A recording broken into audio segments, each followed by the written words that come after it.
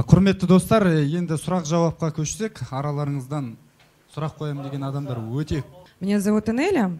Я хотела у вас спросить, как вы считаете, насколько наш рынок по своей ментальности готов к европейским стандартам, к европейскому производству? Если молодые предприниматели хотят продвигать европейские какие-то ноу-хау, да, которых у нас еще нету, как наш рынок может на это отреагировать?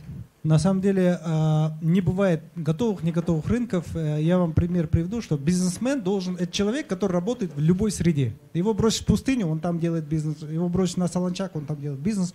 Поэтому бизнесмен не выбирает рынок.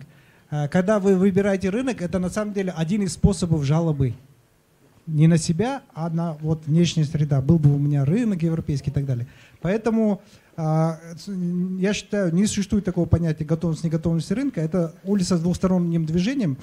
Часто вот так. Вы и формируете рынок. Вот я для примера скажу.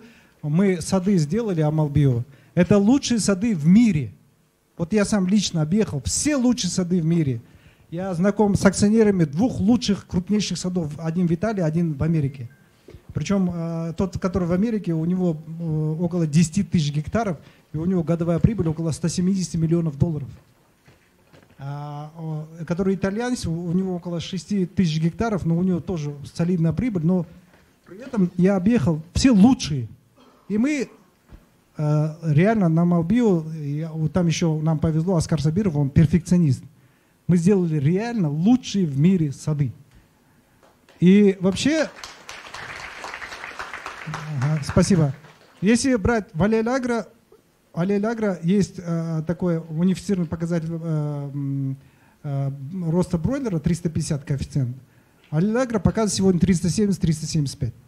То есть выше мировых показателей. То есть выше, вот этот показатель бройлера, он средний по американскому рынку, выше американского рынка. Я к тому, что не существует не готового рынка. Вот любого в зале я скажу там, кто не готов принять iPhone? Ну, мало же людей, да? Кто не готов лучшую одежду купить? Кто не готов лучшие там еду покупать? Да все готовы. Нету людей, и нету рынка, который не готов принимать лучшие. Поэтому другой вопрос, что если вы привозите лакшери какие-то товары, у вас рынок вначале узкий, но все равно он есть, потом вы его расширяете. Есть для этого маркетинговые инструменты, вы даже занимаетесь образованием своих потребителей. Вот, например, мы уже 3-й год продаем яблоки, у нас проблема. Вот классический пример, можно сказать, наш рынок не готов, потому что у нас в Казахстане делят только 3 вида яблок: желтое, зеленое, красное. И когда мы продаем наши яблоки, они говорят: а что вот это яблоко такое, а ваше такое? Мы говорим: ну вот это бабушка произвела на дереве, собрала, которое с советских времен еще, и непонятно еще санитарное состояние. Без разницы, якивда козла алмагу. А в Америке, например, в супермаркете стоит, например, Honey Crisp, стоит $3.20. Такое же яблоко красное, Red Delicious американское, стоит $1.10.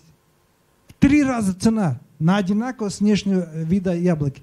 Я говорю: как такое? И что покупают? Он говорит: не просто покупают. Honey Crisp — это вообще, говорит, номер 1 бестселлер. При цене в 3 раза дороже. То есть у нас, говорит, потребители различают до 7 видов красного яблока. И готовы платить за каждый сорт по-разному. А у нас нет. Но я не переживаю, по мере того, как благосостояние наших людей будет расти, у нас тоже пойдет дифференциация. Но и мы просто не сидим, мы тоже занимаемся образованием людей. Мы объясняем, показываем и так далее, и так далее. Потому что потребителям тоже надо доказать, почему мы просим большую цену. Потому что мы говорим: ребята, мы для вас сделали лучшие сады. Мы для вас делаем лучшие яблоки. Вот смотрите. И только когда у потребителя созреет чувство, что да, эти ребята достойны. Помните тот случай, когда сначала нужно продать себя, а потом свою продукцию в подарок? Так и здесь. Мы, показывая весь процесс, показывая, как мы изготавливаем яблоки, наши сады, делая агротуры, мы продаем себя сначала. То есть любой рынок можно воспитывать. Вот вопрос по управлению временем. На самом деле здесь тоже у меня есть большой мастер-класс, называется «Кайдзен планирование как основа счастливой жизни». Дело в том, что к ежедневникам, ко всем листам to-do люди неправильно подходят. Большинство людей используют эти инструменты для того, чтобы выполнить как можно больше дел. Я использую все эти инструменты для того, чтобы как можно меньше выполнить дел. То есть все эти ежедневники, расписания у меня рассчитаны на то, чтобы освободить как можно больше моего времени, а не для того, чтобы как можно больше меня загрузить. Вот это принципиальный большой подход, разница в подходе. Я использую инструменты для того, чтобы освободить себе больше времени. Другие используют для того, чтобы загрузить свое время. Поэтому у меня на самом деле в этом плане времени очень много. Теперь недостаток вот этих всех листов, что сделать, это вот человек смотрит, у него такой список, чего сделать. И у него кажется, о, блин, много чего сделать, и деморализует. На самом деле к планированию нужно подходить не как к статичному вот стакану с водой, например. Вот он полный, я забит. На самом деле ваше время — это труба. Ваше время — это труба. И вы должны все свои дела выстроить в поток.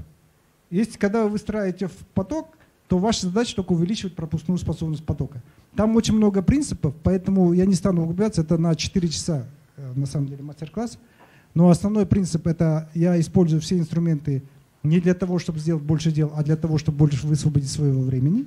Это первый принцип. Второй принцип — дела выстраивать не в списке, а в потоке. Поток очень важно. И третье, в единицу времени я занимаюсь только одним делом. Только одним делом. Вот это очень важно.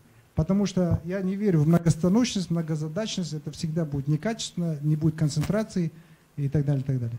Так как я приверженец кайдзен философии, я делаю в единицу времени одно дело, но качественно до конца и так, чтобы больше его не делать. Ну, еще один, кстати, принцип — это всегда делайте дело так, чтобы больше его никогда не делать. Так же, как к ошибкам. Никогда не повторяйте совершенную ошибку.